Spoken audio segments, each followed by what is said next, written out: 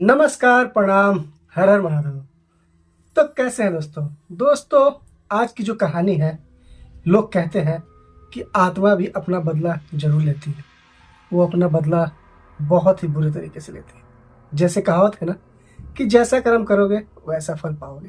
वही बात है कि आत्मा भी अपना बदला जरूर लेती है। तो दोस्तों, शुरू करते हैं आज की कहानी बिना किसी बकवास के। मनोज छुट्टियों में मनाली जा रहा था घूमने के लिए।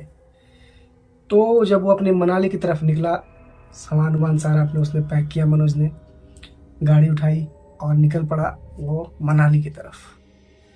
तो जैसे ही चलता गया, जैसे जैसे वो धीरे धीरे अपना आगे बढ़ता गया, तो मनोज पहाड़ों में पहुंच गया। मनाली की वादियों में जैसे ही वो पहुंचता है, उस वक्त रात हो चुकी थी। रात होने के बाद पहाड़ों पे पता ही है कि लोग ड्राइव आराम आराम से करते हैं। तो वो ड्राइव कर रहा था। ड्राइव करते जाते सुनसान रास्ता मिलता है।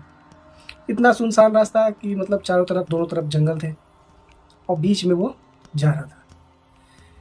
अचानक से उसकी गाड़ी के पास कोई दौड़ता हुआ आया और उससे मदद मांगने के लिए। मनोज ने अचानक से ब्रेक लगाया और डर सा गया कि आखिर ये कौन है और अचानक मेरी गाड़ी के सामने कैसे आ गया। वो दूसरा इंसान उसकी खिड़की पे बहुत कस कस के पीटने लगा। अब मनोज डर गया कि क्या करा जाए। इस टाइम मनोज बहुत ही ज़्यादा डर चुका था कि आखिर अब क्या करे, ये क्यों बार बार मेरे खिड़कियों पे हाथ मार रहा है। फिर भी डरता डरता वो अपना धीरे धीरे करके खिड़की नीचे किया।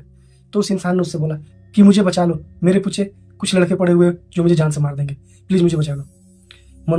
मनोज का दिल तो गवाही नहीं दे रहा था, लेकिन फिर भी उसने डरते डरते उस इंसान को गाड़ी के पीछे अपना बैठा दिया। गाड़ी के पीछे बैठाते ही उस इंसान ने कहा कि प्लीज़ मुझे पुलिस स्टेशन ले चलो। पुलिस स्टेशन का जैसे ही नाम आया, मनोज को थोड़ा सा राहत मिला कि नहीं, ये सही इंसान है, इसने किसी के साथ गलत नहीं किया होगा। तो उसके थोड़ी सी जान में जान आई। फिर वो धीरे धीरे गाड़ी लेके चला। तो लेकिन मनोज ने बोला कि नहीं, अभी आपके हाथ से बहुत ज़्यादा खून निकल रहा है, पहले चलते हॉस्पिटल, डॉक्टर के पास। तो उस इंसान ने कहा कि बगल में ही एक हॉस्पिटल है, वहाँ एक डॉक्टर मेरे जानकार है, आप प्लीज़ वहाँ चलो ताकि मेरा जल्दी जल्दी इलाज हो जाए। उसने बताया। मनोज ने ठीक उसे लेके अपना हॉस्पिटल की तरफ निकल लिया। 15 मिनट में वो अपने हॉस्पिटल पहुंच गया। हॉस्पिटल जैसे ही पहुंचता है तो देखता है क्या कि वहाँ डॉक्टर साहब आज छुट्टी पे थे। तो मनोज को आता है गुस्सा, बोलता है कि अब आप यहीं रहो, आप देख लो किसी और से इलाज करा लो, मैं अब जा रहा हूँ। तो उस इंसान ने उससे बहुत ही विनती की, रिक्वेस्ट की कि नहीं नहीं, आप मुझे प्लीज़ ऐसे छोड़ के नहीं जा सकते, प्लीज़ आप मेरा इलाज करवा दो, प्लीज़। उन डॉक्टर साहब का मैं घर देख रखा हूँ, तो प्लीज़ आप चलो, वहाँ जाके हम इलाज करवाते हैं। थोड़ा सा मन मुटाव लगा मनोज को, लेकिन फिर बोला कि ठीक है बैठो। पहले मनोज नहीं मान रहा था, फिर वो मान गया, बोला ठीक है बैठो गाड़ी में। फिर उसे लेके फटाफट डॉक्टर के यहाँ पहुंचा। डॉक्टर यहाँ पहुंचा तो डॉक्टर को जैसे ही देखा मनोज ने और मनोज को डॉक्टर ने देखा, दोनों एक दूसरे को देखते रह गए और देखते के बाद एक हल्की सी स्माइल पास की, क्योंकि वो दोनों एक दूसरे को जानते थे। इस वजह से उन दोनों ने एक दूसरे को हल्की सी स्माइल पास की। लेकिन कंफ्यूजन में मनोज ये था कि ये इंसान डॉक्टर को कैसे जानता है। तो उस इंसान ने डॉक्टर की कुछ साल पुरानी बातें बताई, जिससे डॉक्टर को यकीन आ गया कि हाँ, ये मुझे जानता है, क्योंकि डॉक्टर के पास बहुत सारे पैसे आते हैं। तो वो ध्यान में नहीं रहता कि हम किसे जानते किसे नहीं, पर पेशेंट डॉक्टर को अच्छी तरीके से जानते हैं। फिर क्या हुआ कि डॉक्टर साहब ने उसकी मरहम पट्टी की। मरहम पट्टी करने के बाद डॉक्टर ने बोला कि आप लोग बैठो, मैं आपके लिए कॉफ़ी बना के लाता। तो उस इंसान ने बोला कि नहीं नहीं नहीं डॉक्टर साहब, आप क्यों परेशान होंगे, मैं हूं ना, मैं बना देता। तो नहीं नहीं आप बैठो, मैं बना देता। तो नहीं डॉक्टर साहब, प्लीज़ आप मुझे सिर्फ किचन बता दो कहाँ पे है, मैं कॉफ़ी बना के लाऊंगा, बहुत आपका उपकार है मुझ पर, तो थोड़ा सा मुझे भी आपका उपकार उतारने का मौका दीजिए। तो डॉक्टर भी बोला ठीक है, डॉक्टर मान गया। उसके बाद बोला ठीक है, उस इंसान को लेकर किचन के पास चला गया। फिर वो वापस आ गया, मनोज से बातें करने लगा।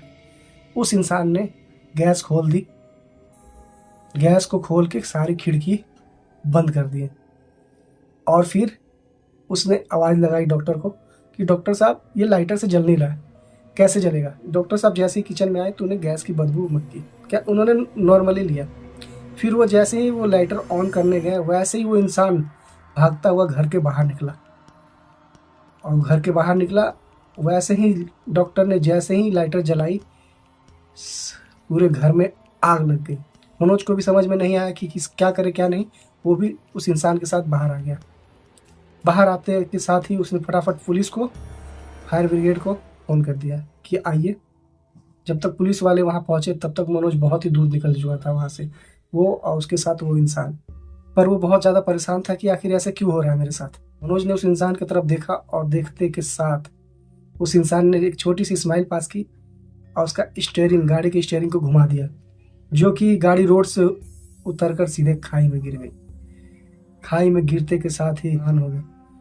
और उसी लहू लहान में धीरे से मनोज ने पूछा उससे कि आखिर क्यों तुमने ऐसा किया। तो उस इंसान ने स्माइल पास करते हुए कहा, मनोज बाबू तुम ठीक हो।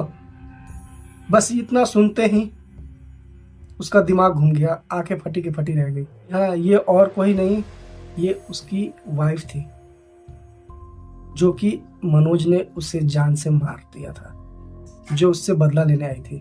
तो कहते हैं ना कि आत्मा भी अपना बदला जरूर लेती है।